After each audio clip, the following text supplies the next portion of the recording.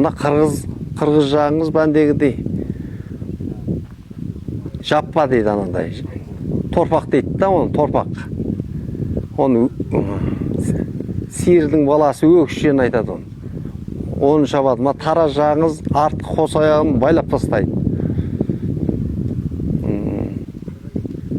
Өзіміздің бұл төңіректің көкпары кәдімгі ашбелден басып шабылатын көкпар да. 4 аяғы бос.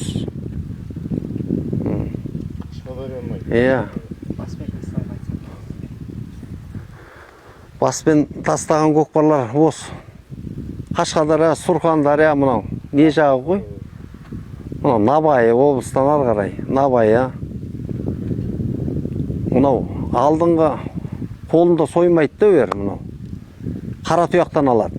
Мына буыннан алмайды да, қара тұяқ. Күрчөкпен шабады. Қашқадария деген жіппен шабылатын көкпары бар берді. Баспайды, шығарып салма дейді да, оны қалынан өсіп шығады, тастайды, болды. Ішінде ақалақшысы ішінде атпен жүріп, пәленше салды, төленше салды деп хабарлап шабылады ояқта. Қашқадария, Сурхандария. Мына Самарқанның не жағы мына жоғарғы тау беткейі Үргіт деген. Үйерде 4-5 көкпарды бәндегідей телешкімен артып, мына поляға, Атшабарға, ақ текеге, пәленше, қара теке, тай түйе дегендей 4 көкпар, 5 көкпар тастаған көкпарларды да көрдік.